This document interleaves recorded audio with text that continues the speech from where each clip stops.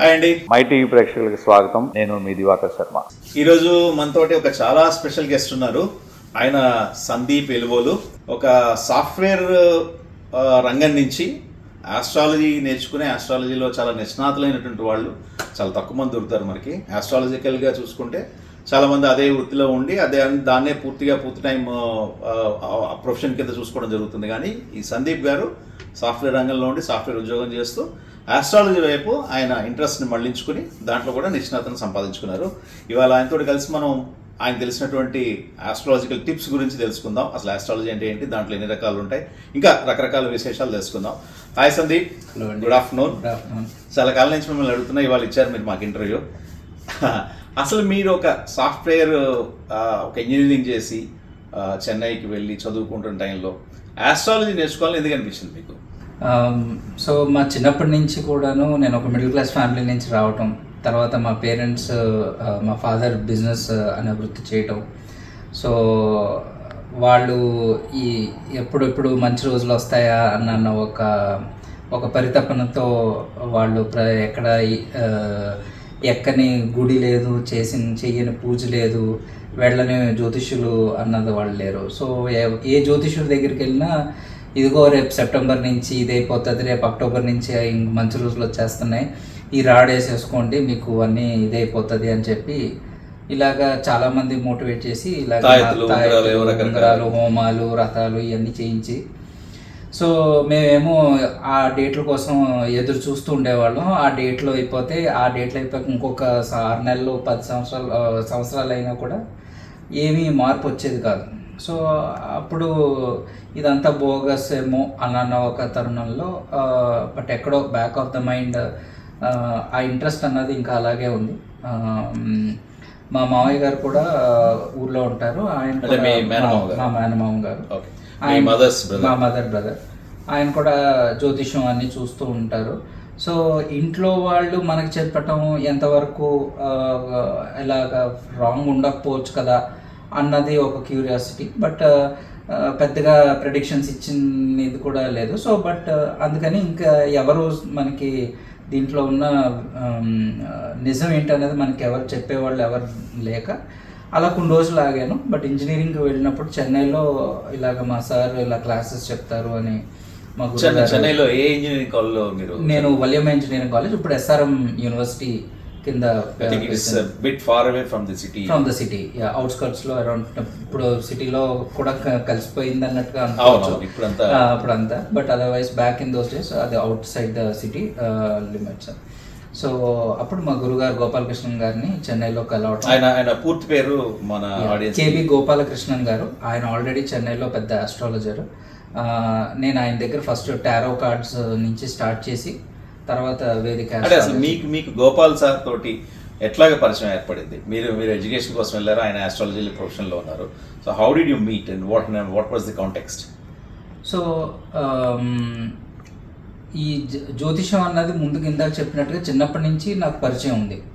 ఇలాగా ఒక్కొక్కళ్ళు ఎంతోమంది ఆస్ట్రాలజర్స్, ఎవరెవరో డిఫరెంట్ స్టైల్స్ ఇవన్నీ ఉన్నప్పటికీ నేను చెన్నైలో నా ఫ్రెండ్తో రోజున మామూలుగా హాస్టల్లో ఉన్నప్పుడు మాట్లాడుతున్నప్పుడు అతను ఒక మెడిటేషన్ గురించి మా ఇద్దరి మధ్య డిస్కషన్ జరుగుతుంది. సో అయితే ఆ మ్యాగజైన్లో ఉన్న యాడ్ తాలూకు మెడిటేషన్ గురించి మాట్లాడుతున్నప్పుడు రేకి, ప్రాణిక్ హీలింగ్ ఇలాంటి వాటిల్లో ఇది ఒక రకమైన హీలింగ్ కమ్ మెడిటేషన్ అన్నది ఒక కోర్స్ ఏదో నడుస్తుంది.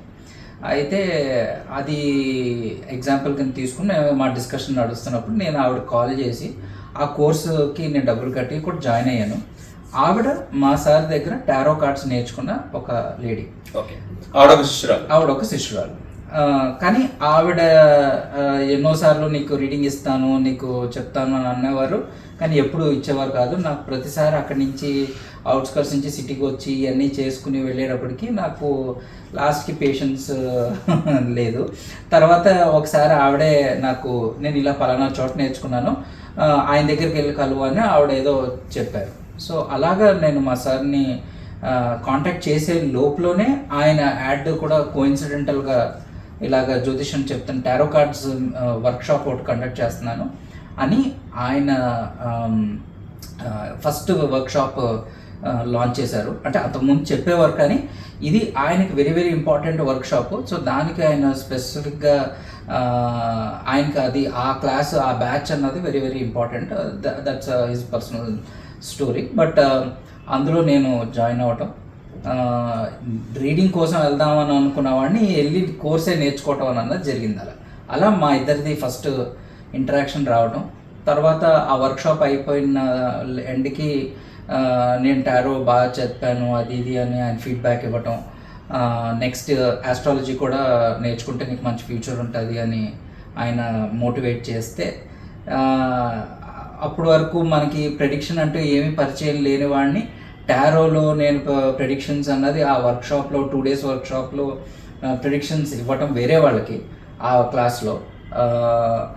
సో సడన్గా ప్రెడిక్షన్స్ ఇస్తున్నాము అని అనేటప్పటికి అప్పటికి మీరు ఓన్లీ టారో ద్వారా prediction, only tarot cards, not astrology.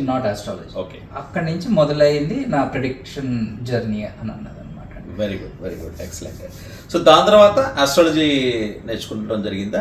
దాని తర్వాత కంటిన్యూషన్ టారో అయిపోయాక తర్వాత ఆస్ట్రాలజీ. ఇప్పుడు ఇందాక మీరు చెప్పిన రేకి, ప్రాణిక్ హీలింగ్ ఇవన్నీ కూడా is part of the astrology or that's a different subject? అది అన్ని డిఫరెంట్ సబ్జెక్ట్ అండి, దానికి దీనికి సంబంధం లేదు.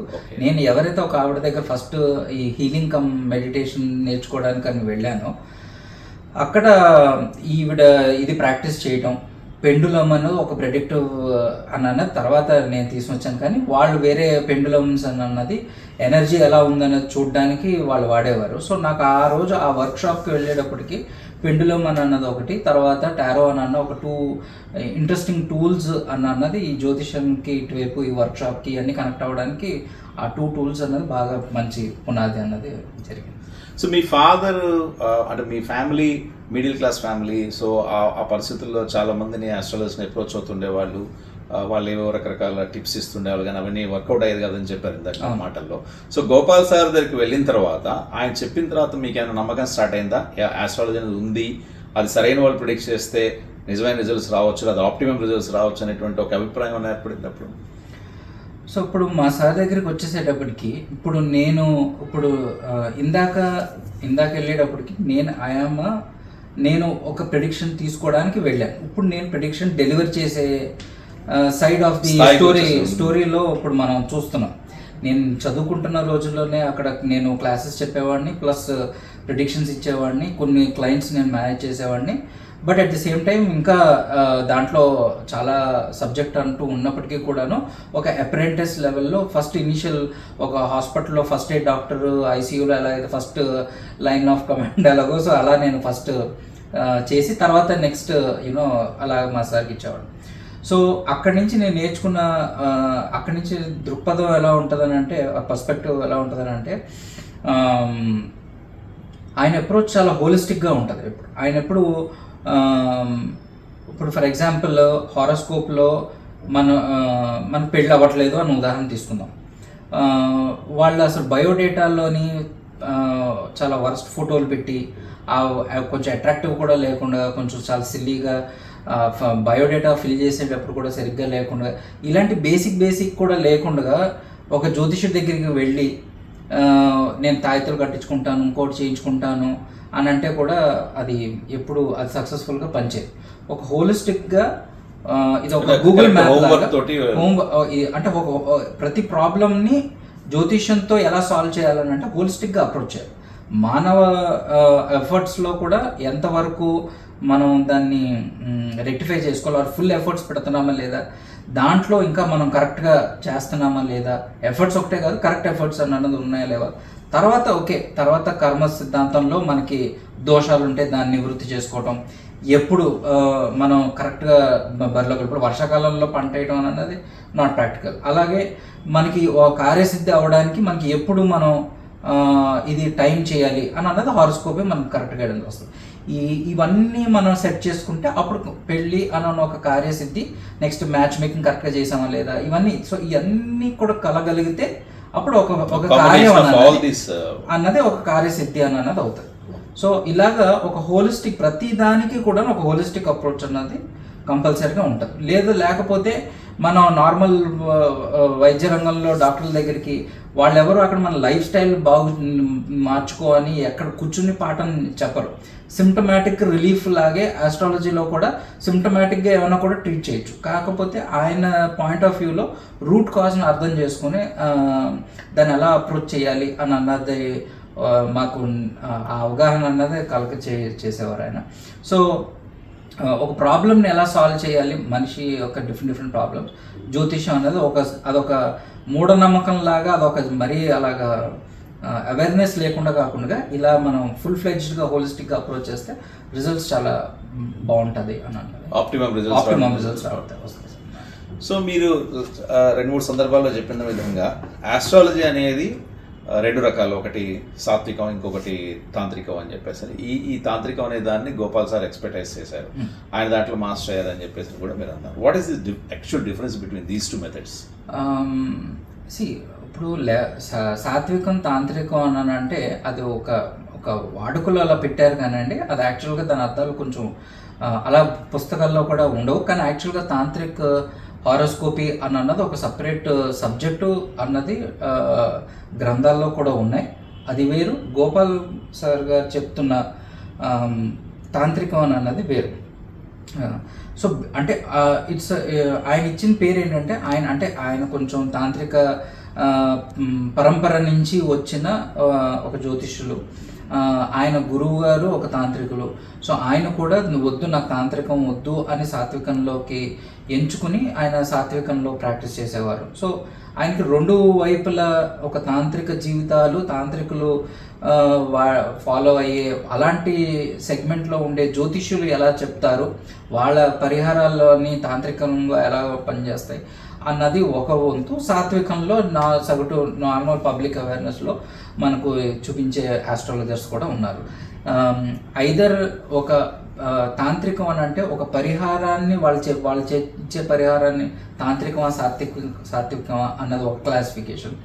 తాంత్రిక ఆస్ట్రాలజీ అనే దాంట్లో టెక్నిక్స్ వాడేది ఒక కైండ్ ఆఫ్ సబ్జెక్ట్. సో ఇలా చెప్పుకుంటూ వెళ్తే తాంత్రికం అనేది చాలా ఏరియాస్లో కూడా ఇన్వాల్వ్ అవుతుంది. సో బట్ ఆయన ఫాలో అయ్యే ప్రిన్సిపల్ ఒకటే ఏంటంటే హారోస్కోప్కి విరుద్ధంగా వెళ్ళద్దు. మన దాంట్లో ఎవరు హారోస్కోప్లో చూసుకున్నా అన్ని పరిపూర్ణంగా అన్ని ఏది అంటే డెస్టినీకి విరుద్ధంగా వెళ్ళద్దు. డెస్టినీ అదే దాన్ని కర్మ ఆర్ హారోస్కోప్ ఆర్ కర్మ సిద్ధాంతం. మన ప్రారంధం ఏదైతే ఉందో జాతకంలో మనకి ఏమేమైతే ఈ ఏరియాలో సుఖం ఉంటుంది, ఈ ఏరియాలో దుఃఖం ఉంటుంది అని ఏదైతే ఒక జాతకం మనకి చెప్తుందో దానికి విరుద్ధంగా వెళ్ళొద్దు. అంటే విరుద్ధంగా వెళ్ళొద్దు అని అంటే చెడు ఉంది కదా అని చెప్పేసుకుని మనం దాన్ని అవాయిడ్ చేయడం కాదు, దాన్ని ఎంబ్రేస్ చేయటం అన్నది ఎట్లాగా అని అంటే ఇప్పుడు పనసకాయని కోయటం, దాని కాకపోతే మన జిడ్డు అంటకుండా పనసకాయని కోయగలగటం అన్నది ఎలాగైతే ఒక చేతికి నూనె రాసుకుని ఎలా మనం దాన్ని అప్రోచ్ అవుతున్నాం, కర్మని ఈ జీవితంలోనే మనం చేయడానికి నివృత్తి చేయడానికి ఎలా అయితే ప్రయత్నిస్తున్నామో ఆ ఐడియాలజీని ఆయన ఒక కేటగోరికల్గా ఒక తాంత్రిక అని అంటున్నారు. కానీ వేరేలాగా యాక్చువల్గా లెఫ్ట్ హ్యాండ్ పాత్ ఇంకొక ఆ టైప్ సంబంధించింది అయితే ఎట్టి పరిస్థితుల్లో కాదు. ఆయన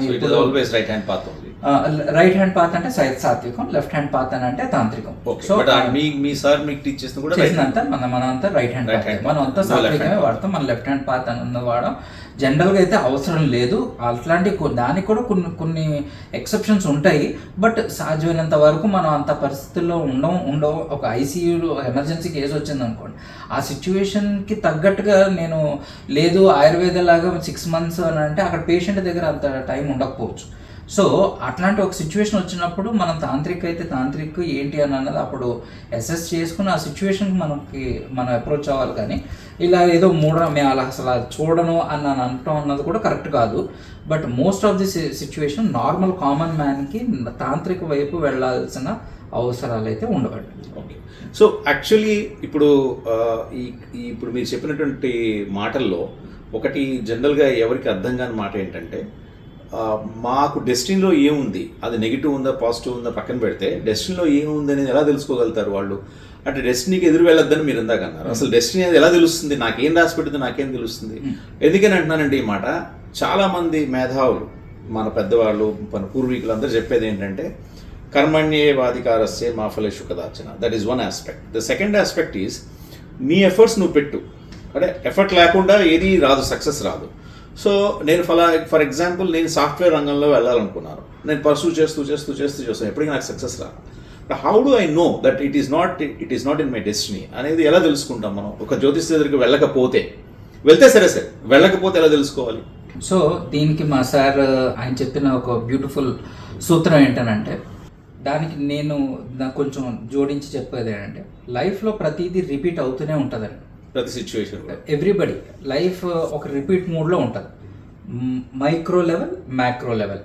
మైక్రో లెవెల్ అంటే సూక్ష్మంగా, మ్యాక్రో లెవెల్ అంటే కొంచెం అన్నాడు. సో ప్రతిదీ రిపీట్ అవుతూ ఉంటుంది. మైక్రో లెవెల్లో మనకంత అవేర్నెస్ మనిషికి ఒక అవేర్నెస్ ఉంటే, ఫర్ ఎగ్జాంపుల్ నాకు ఎప్పుడైనా ఒక గ్యాస్ సిలిండర్ ఎదురొస్తే నాకు ఎప్పుడు అచ్చు రాలేదు అన్న ఒక సింపుల్ పిల్లి ఎదురొస్తే కొంతమంది అది పర్ఫెక్ట్గా పనిచేస్తుంది వాళ్ళకి. అలాగా అది అంటే శకున శాస్త్రం అన్న కూడా చెప్పట్లేదు నేను. లైఫ్లో కొన్ని ఈవెంట్స్ రిపీట్ అవుతూనే ఉంటాయి. ఫర్ ఎగ్జాంపుల్ నేను ఒక స్నేహితుడి దగ్గర మోసపోతాను అని అన్నది వాళ్ళు అన్న ఒక జాతకుడికి అది టైమ్ అండ్ అగైన్ రిపీట్ అవుతూనే ఉంటుంది. Every 6 years, every 3 years. So ఇలా చెప్పుకుంటూ వెళ్తే ప్రతి మనిషికి కూడాను వాళ్ళకి ఏది జ్యోతిషం కూడా అక్కర్లేదు.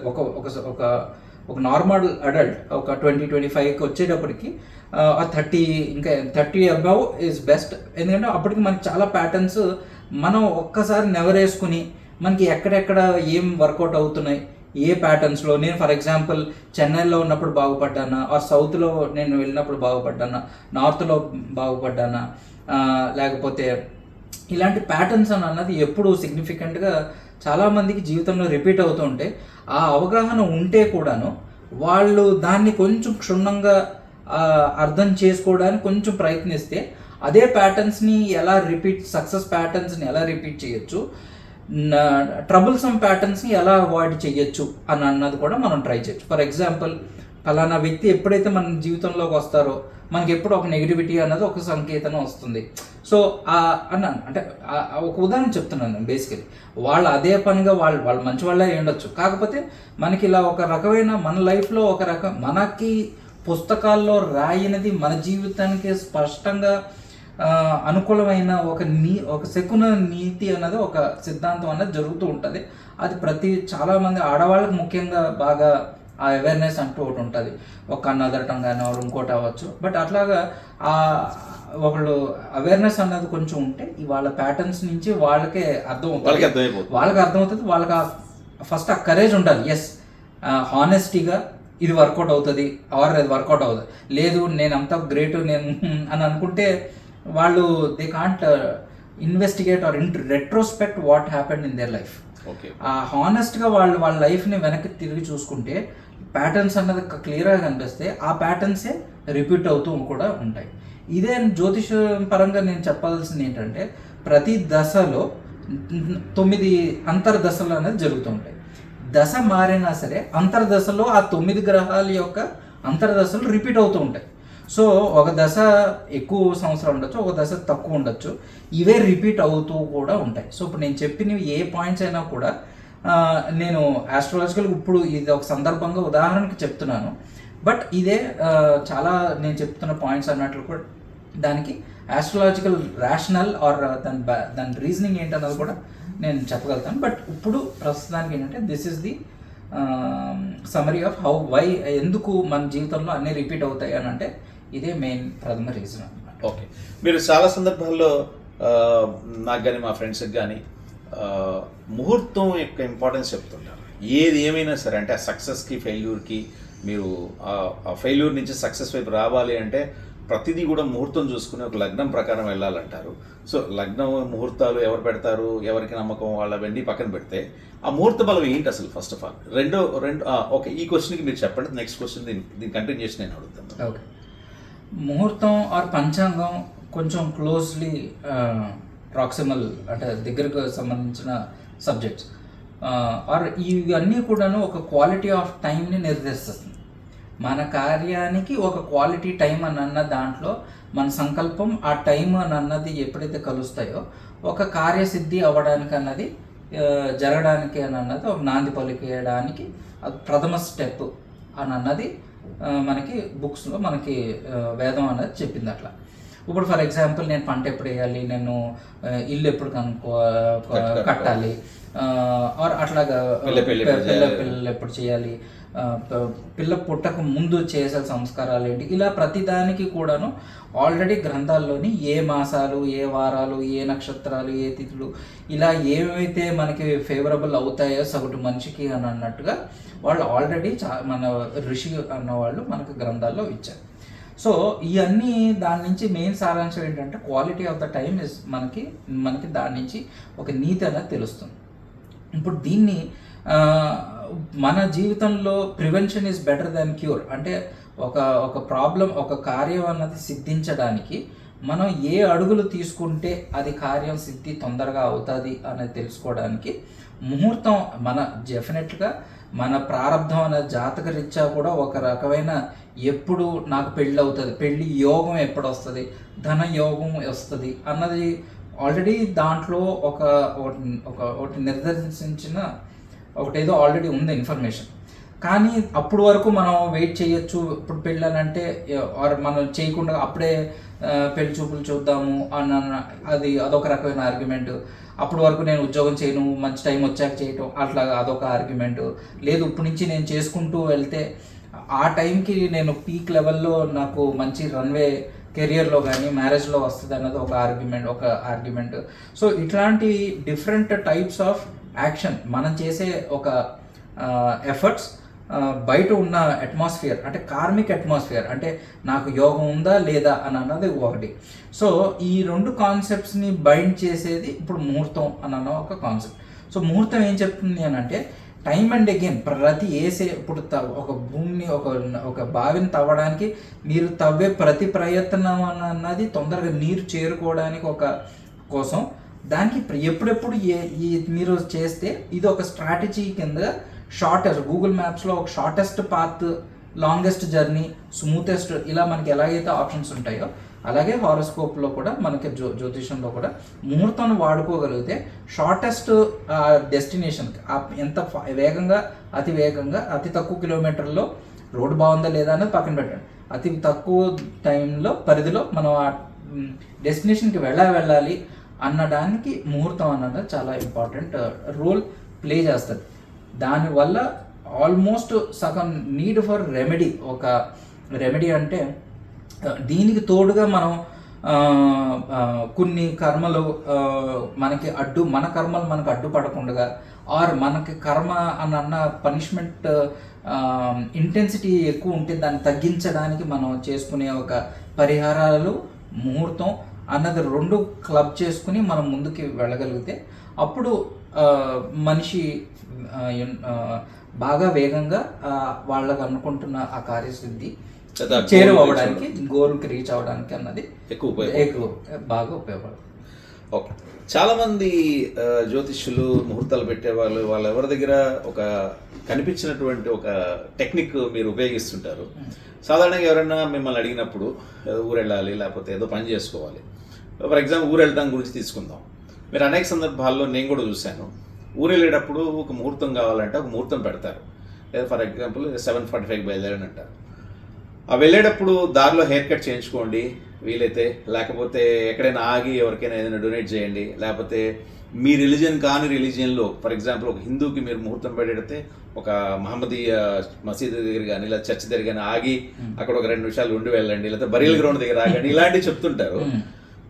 What exactly you are trying to diffuse or what exactly you are trying to improvise? ఇప్పుడు గోపాల్ సార్ గారు చెప్పిన ఐడియాలజీ మనం ఆయనే కాదు, ఈవెన్ ఋషు వాక్య కూడా చాలామంది ఋషులు పరోక్షంగా ఇలాగే చెప్పారు. సో ఇట్లాగా హారోస్కోప్కి ఎగెయిన్స్ట్గా వెళ్లకుండా హారోస్కోప్లో ఏదైతే ఉందో దాని తగ్గట్టుగా దాన్నే ఫాలో అవుతూ అలైన్ చేసుకోగలటం ఆర్ దానికి సింక్ చేసుకోగలటం అని అన్నదే మెయిన్ ప్రథమ సూత్రం. ఇప్పుడు మీకు చెప్పేవి ఏవైనా కూడాను ప్రతి ముహూర్తం 100% సైడ్ ఎఫెక్ట్స్ లేనిది అంటూ ఉండదు, సైడ్ ఎఫెక్ట్ లేని గ్రహం అంటూ ఉండదు, సైడ్ ఎఫెక్ట్ లేని హారోస్కోప్ అంటూ ఉండదు.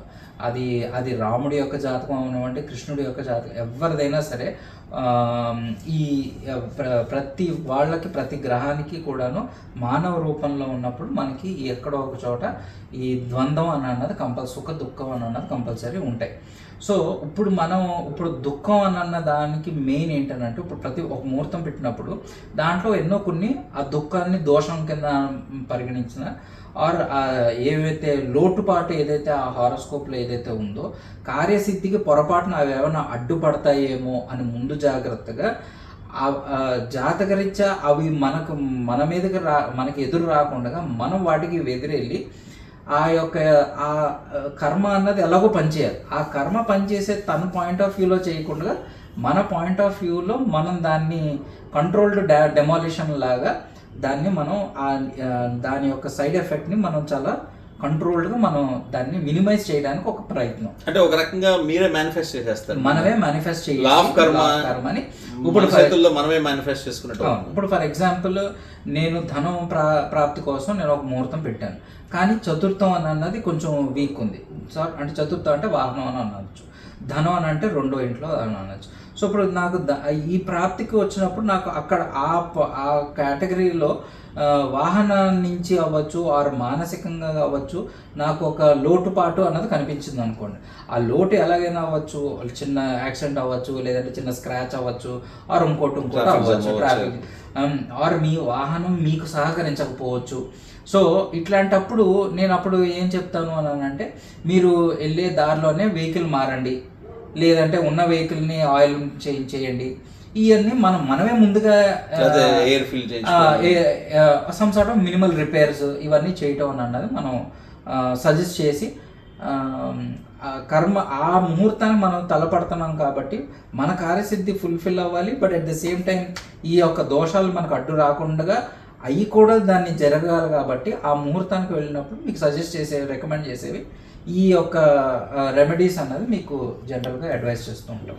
ఓకే, సో ఇప్పుడు ఈ రెమెడీస్ పాటించడం మూలంగా ఏంటంటే ఏవైతే యాంటిసిపేటెడ్ ఆర్ ఏవైతే ప్రీ రిటర్న్ డెస్టిన్డ్ ప్రాబ్లమ్స్ ఏవైతే వస్తాయో వాటిని మనం అవన్నీ కూడా అంటే ఒక టైంకి మనం ఒక ముహూర్తానికి ఒకటి స్టార్ట్ చేసినప్పుడు ఇప్పుడు ఒక మనిషి ఉదాహరణ తీసుకోండి, ఒక బిడ్డ పుట్టాడు, వాడికి చదువు ఉంటుంది, తండ్రి తల్లి మొత్తం ప్రపంచం అంతా ఒకటే టాపిక్ ఉండదు. వాడికి ధనం అన్నది ఒకటే ఉండదు, అన్నీ ఉంటాయి, ఎడ్యుకేషన్ ఉండాలి, మ్యారేజ్ ఉండాలి, ఎవ్రీథింగ్ అన్నీ కలగుంటాయి. ఒక ముహూర్తానికి కూడా ఇలా అన్నీ కలగలిగే ఉంటాయి. కానీ అందులో మన కార్యసిద్ధికి ఇది పనికొస్తుందా లేదా అన్నది ఆ ముహూర్తాన్ని ఎంచుకోవటం అన్నది ఒక జ్యోతిష్యుడు ఎంతలాగా దాన్ని గుర్తించి దాన్ని ఆ ముహూర్తాన్ని మనకి అందజేశాడు అన్నది ఒకటి.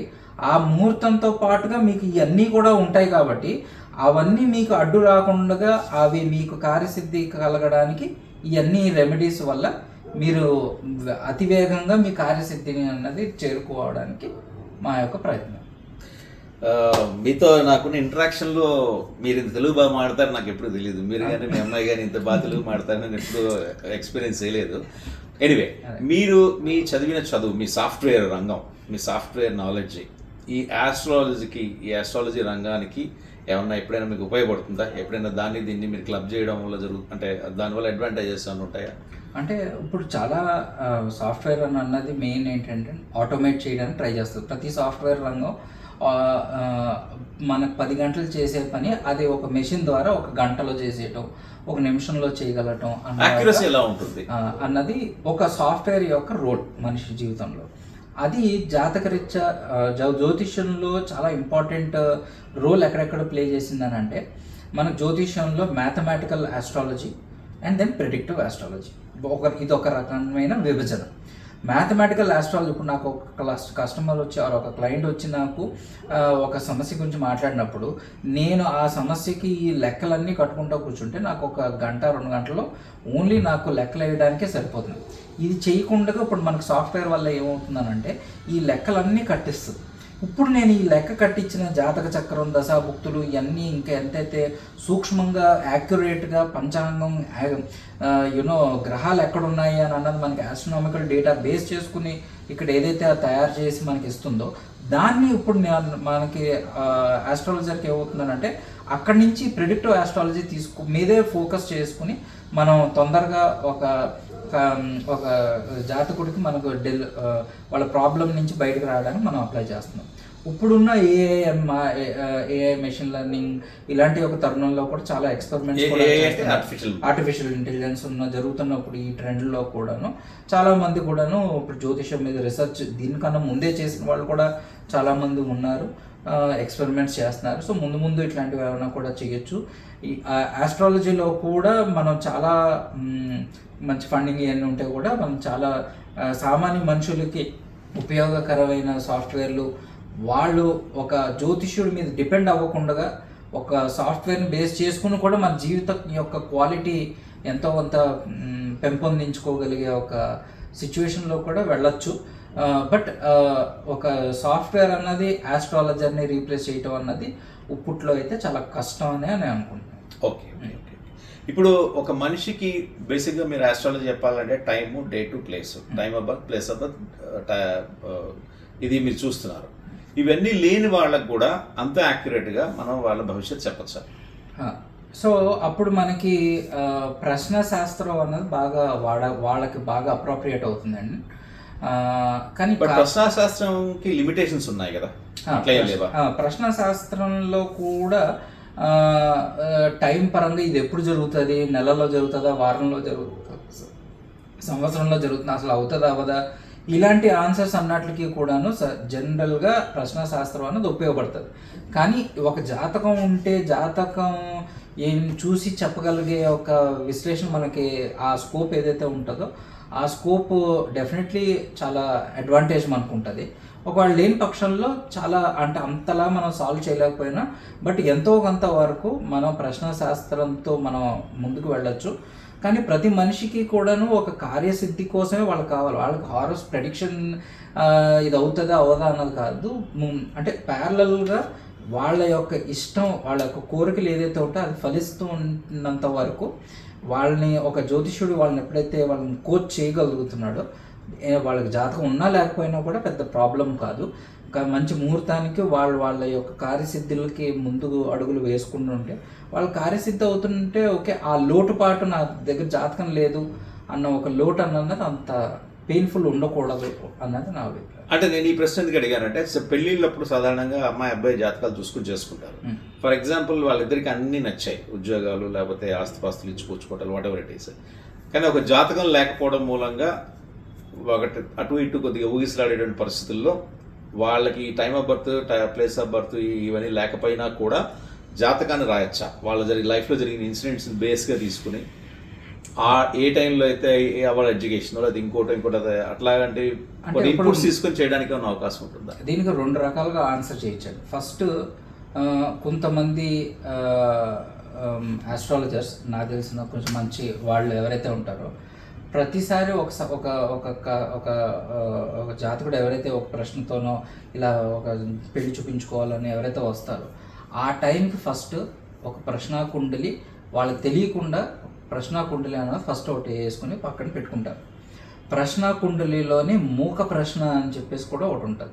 వాళ్ళు ఎందుకు వస్తున్నారు, మూక అంటే అదే మాట్లాడకుండా మ్యూట్ మాట్లాడకుండా వాళ్ళు ఎదుటివాడు ఎందుకు వచ్చారు మీ దగ్గరికి అన్నది కూడా మనకి ముందే తెలుస్తుంది. ఈ వీళ్ళు పెళ్లి గురించి వచ్చారా, దేని గురించి వస్తున్నారు అని అన్నది కూడా మనకి ప్రశ్న శాస్త్రంలో యాక్యురేట్గా పిన్ పాయింట్గా మనం ప్రెడిక్ట్ చేయొచ్చు. సో ఇప్పుడు ఆ అమ్మాయికి హారోస్కోప్ లేదు, ఆ అబ్బాయికి హారోస్కోప్ లేదు, అసలు ఫస్ట్ ఆఫ్ ఆల్ ఈ మ్యాచ్ చేయొచ్చా లేదా అన్నది ఇప్పుడు ప్రశ్న శాస్త్రంలో మనం చేసుకోవచ్చు. 2 మ్యాచ్ అవ్వచ్చు జాతకరీత్యా. కానీ ప్రశ్న శాస్త్రంలో ఇప్పుడు ఇది మ్యాచ్ వద్దు అని వచ్చింది అని అంటే కూడాను జనరల్గా మనం కొంచెం ఆలోచించుకుని ఆ డెసిషన్ ఎలా తీసుకోవాలన్న దాన్ని బట్టి అంటే హారోస్కోప్లో మనం కరెక్ట్గా చూసామా లేదా ఇంకేమున్నాయి అన్నది ఒకసారి డబుల్ చెక్ చేసుకుని మనం ప్రశ్న మీద ఇంకా ప్రశ్న శాస్త్రంలో చాలా రకాల ప్రశ్నలు ఉన్నాయి. ఇప్పుడు దేవకేరళ ప్రశ్న అని అలా ఉన్నాయి. అంటే అందులో ఎట్లా అవుతుందంటే వాళ్ళకు పెద్ద పూజ చేసి ఆ పూజ క్రతువే ప్రశ్న అన్నది దాంట్లో చేస్తారు. సో ఒక సాధకపూర్వకంగా ఒక గవలేయటం ఇట్లాంటివన్నీ చేస్తున్నప్పుడు అప్పుడు ప్రశ్న అన్నది వెరీ వెరీ ఇంపార్టెంట్. బట్ ఒక బ్యాకప్ ప్లాన్ కోసం ఒక సైడ్ ఫీడ్బ్యాక్ కోసం ఒక సగటు ఆస్ట్రాలజర్ చూస్తున్నప్పుడు కొంచెం దాన్ని లిబరల్గా దాన్ని ఇంటర్ప్రిట్ చేయొచ్చు. So this is one way of solving it. ఇంకొక వే ఆఫ్ సాల్వింగ్ ఏంటంటే ఇప్పుడు బర్త్ టైం రెక్టిఫికేషన్ అని అన్నది ఒక కాన్సెప్ట్ ఒకటి ఉంటుంది. కనీసం మనకి పుట్టిన యూనో డేట్ మంత్ ఇయర్ ఉందనుకోండి, ఇంచుమించుగా మనం ఆ టైం ఆ రోజు ఏది అయి ఉండొచ్చు అని అన్నది కొన్ని లైఫ్ ఈవెంట్స్ బట్టి మనం అక్కడ ఆ టైం వరకు కూడా రావచ్చు. కొంతమంది అయితే ఇంకా బాగా సబ్జెక్ట్ ఉన్న వాళ్ళైతే ఆ ఇయర్ ఉన్నా కూడా పర్వాలేదు, ఇంకొంచుమించు టైం పడుతుంది, but otherwise they will be able to identify the right horoscopy. కానీ బట్ ఇంకో కార్యసిద్ధి అంటే కొంతమంది సిద్ధ పురుషులు కూడా ఉన్నారు. వాళ్ళ దగ్గరికి వెళితే మనం ఏం చెప్పకుండా కూడాను మనకి ఇంచుమించుగా మన date of birth, time of birth కూడా చెప్పే సాధువులు కొంతమంది ఉండేవారు. ఇప్పుడు ఉన్నారు లేదో నాకు కరెక్ట్గా తెలీదు. మరి థంబ్ ఇంప్రెషన్ పట్టి కూడాను జాతకం కట్టి చెప్పేవాళ్ళు కూడా ఉన్నారు. సో నాడీ జ్యోతిష్యంలో ఒక స్పెసిఫిక్ డిపార్ట్మెంట్. సో అక్కడికి వెళ్ళి ఆ జాతక కుండలి వాళ్ళు మనకు షేర్ చేయరు, కానీ ఒకవేళ వాళ్ళు షేర్ చేయగలిగితే కనుక మనం బ్యాక్ ట్రాక్ చేసుకుని ఆ డేట్ టైం పట్టుకుని మనం కూడా చేయొచ్చు. బట్ అట్లాగే మనకి ఇవన్నీ ఆప్షన్స్ అన్నది మనకు ఉన్నాయన్నమాట. Okay okay. సో మీరు కూడా మీ పెళ్లి జ్యోతిష్యం జాతకం చూసి చేసుకున్నారా, లేకపోతే ఏదో అమ్మాయి నచ్చింది కదా అని చేసేసుకున్నారా? అంటే ఎక్కువ మీరు ఆస్ట్రాలజర్ కాబట్టి మేబీ జ్యోతిష్యం చూసే చేస్తుంటారు అనుకుంటా. ఇప్పుడు చాలాసార్లు మిమ్మల్ని అడిగినా కూడా మీరు ఇప్పుడు అందరికీ ఇప్పుడు హాట్ టాపిక్ ఏంటంటే తెలంగాణ ఎలక్షన్స్ విషయంలో ప్రిడిక్షన్ ఇవ్వను అనేసి అన్నారు. రీజన్ ఏంటి అంటే చూస్తే మనం ఇవాళ సోషల్ మీడియా నిండా అవే ప్రిడిక్షన్స్ కనిపిస్తాయి. ప్రతి ఒక్క జ్యోతిష్యుడు వాళ్ళేదో వాళ్ళకి నచ్చిన పార్టీల గురించి ఫేవరబుల్గా చెప్తున్నారో తెలియదుగా చెప్తున్నారు. ఎందుకంటే జ్యోతిష్యం అనేది ఒక శాస్త్రం అనేది ఒకటే అయినప్పుడు అన్ని ప్రిడిక్షన్స్ రాకూడదు. ఒక ఆయన కాంగ్రెస్ గెలుస్తుంటాడు, ఇంకో ఆయన బీజేపీ గెలుస్తుంటాడు, ఇంకొక ఆయన బీఆర్ఎస్ గెలుస్తుంటాడు, డంకా భజన్ చెప్తున్నానంటాడు. ఇలా ఎందుకు రకరకాల డిఫరెంట్ కన్ఫ్యూజన్ ఎందుకు క్రియేట్ అవుతుంది? హిస్టారికల్గా రాజ జ్యోతిష్యులు అన్న వాళ్ళు ఉంటారు. ఫస్ట్ ఒక రాజ్యంలో ఒక రాజుకి ఆ రాజుకి ఒక జ్యోతిష్యుడు, ఒక టీమ్ ఆఫ్ జ్యోతిష్యులు అన్నది కూడా మనకి అందరికీ తెలిసిన విషయం. సో వాళ్ళకి ఆ రాజు గురించి క్షుణ్ణంగా తెలుసు కాబట్టి ఆ రాజుకి ఏ యోగాలు అయితే ఉన్నాయో వాళ్ళకి సంపూర్ణంగా వాళ్ళకి అవన్నీ విశ్లేషణ అన్నది వాళ్ళు చేసుకుని ఆ రాజుకి యాక్యురేట్గా కరెక్ట్ డైరెక్షన్స్ ఇవ్వగలిగిన హిస్టరీ మనకి గతంలో ఉండింది.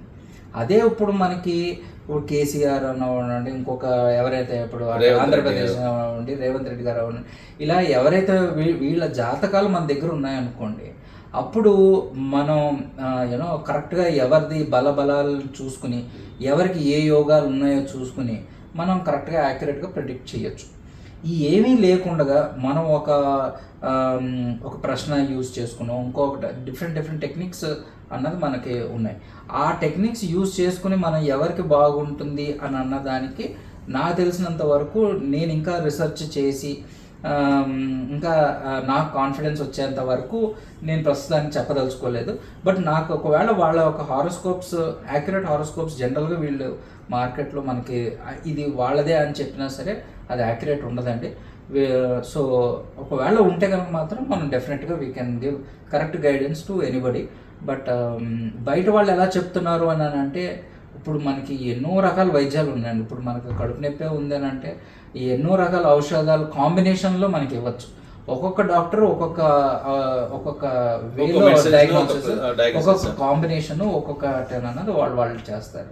సో నా అప్రోచ్ నేను చూస్తున్న తరుణ పాయింట్ ఆఫ్ వ్యూలో నాకేంటంటే నాకు ఇంకా దాంట్లో రీసెర్చ్ చేసి ఇంకా ఆ పరిపూర్ణత అన్నది ఇంకా రాలేదని అన్నది నా నమ్మకం. సో నెక్స్ట్ ఎలక్షన్ టైంకి హోప్ఫుల్లీ దేవుడు కృపతో చెప్పొచ్చండి. మీరు ఇంత మోడెస్ట్గా మాట్లాడుతున్నారు, కానీ మీ గురువు గారు గోపాల్ సార్ తోటి నేను మాట్లాడిన 2-3 సార్లలో ఆయన మిమ్మల్ని ఎలుబోలు అని పిలుస్తారు. ఎలుబోలు సందీప్ మీ పేరు, సో మిమ్మల్ని ఎలుబోలు అని పిలుస్తారు. Elubolu is already mastered the subject.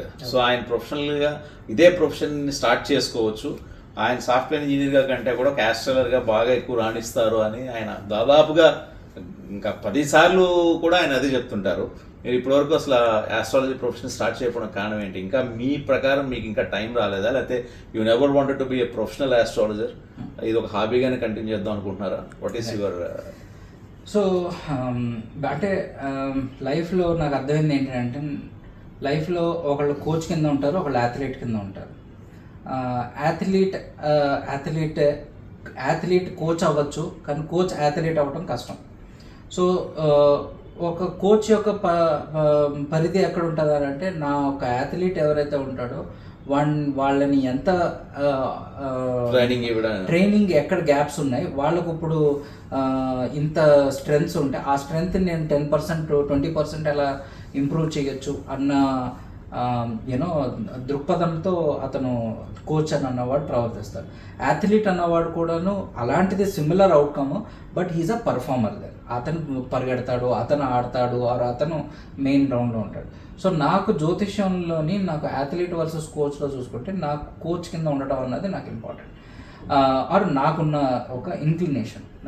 ఎందుకంటే నాకు పర్సనల్ హారోస్కోపీ కన్నా నా ఉద్దేశంలో నాకంటూ జ్యోతిష్యం అన్నది ఎప్పుడైతే నాకు తెలిసి ఏదైతే కష్టాలు పడి నేను ఒక ఇంతమంది దగ్గర నేను జ్యోతిష్యం వీళ్ళందరినీ చూసి మోసపోయి ఇప్పుడు మనకి ఏదైతే విద్య వచ్చిందో ఇది చాలా సరళ భాషలో సులభంగా అందరికీ చేరువైతే బాగుంటుంది కదా అని అన్నది నా యొక్క ప్రథమ కోరిక. అందరికీ నేను జ్యోతిష్యం జాతకం చెప్తే దానివల్ల వాళ్ళ జీవితాలు పెద్ద ఉండదు, కాకపోతే వాళ్ళకి విద్య అన్నది మనం చెప్పగలిగితే అప్పుడు వాళ్ళ కుటుంబం వాళ్ళ వల్ల ఇంకా ఎంతోమంది అవుతారు. సో నాకు ప్రిఫరబుల్గా నాకు కోచ్ చేయటం అన్నది నా ఫస్ట్ ప్రిఫరెన్స్. సో అందుకని నేను ప్రొఫెషనల్గా ఎప్పుడూ చేయలేదు. కానీ మన తెలుగులో ఒక సామెత ఉందండి, పెరటి చెట్టు వైద్యానికి పనికిరాదని, ఎవరి వైద్యం వాళ్ళకి పనికిరాదు. సో మీరు అలాగ అందరికీ నేర్పించేసినంత మాత్రాన అందరు దాంట్లో మాస్టర్ అవ్వలేరు, first of all. Second thing ఏంటంటే ఎవరి ప్రొఫెషన్ వాళ్ళది. ఇప్పుడు మీరు ఫర్ ఎగ్జాంపుల్ మీరు సాఫ్ట్వేర్ ఇంజనీర్ లేకపోతే మీరు ఆస్ట్రాలజర్ అనుకుందాం, మీకు ఒక చార్టెడ్ అకౌంటెంట్ అవసరం. నేనే చార్టెడ్ అకౌంటెంట్ అయితే నేను ఎంత మీకు ట్రైనింగ్ ఇచ్చినా కూడా బ్యాలెన్స్ షీట్స్ వేయడంలో విషయంలో కానీ, లేకపోతే క్రెడిటార్స్ డెటార్స్ ఇవన్నీ క్లాసిఫై చేయడంలో కానీ, ప్రాఫిట్ అండ్ లాస్ స్టేట్మెంట్ వేయడంలో, ఇలాగే ఎంత నేను ట్రైనింగ్ ఇచ్చినా కూడా you can never become a chartered accountant. So me profession మీదే, మా ప్రొఫెషన్ మాదే, ఐ మీన్ ఎవరి ప్రొఫెషన్ వాడదే. సో మీరు టీచ్ చేసి అందరినీ నేను ఏదో చేద్దాం అనేటువంటిది కరెక్ట్ కాదని నా పర్సనల్ అభిప్రాయం. సో మీరు గురువు, మీ శిష్యులు, మీరు ఎప్పుడు అలాగే ఉండాలి, మేము ఇప్పుడు ఇలాగే ఉండాం. So next in coming episodes we'll try to share some more in-depth knowledge about astrology and why one should believe, why one should not believe, where should believe, where we should not believe అనేది మనం discuss చేద్దాం. Time ఇచ్చినందుకు thank you so much.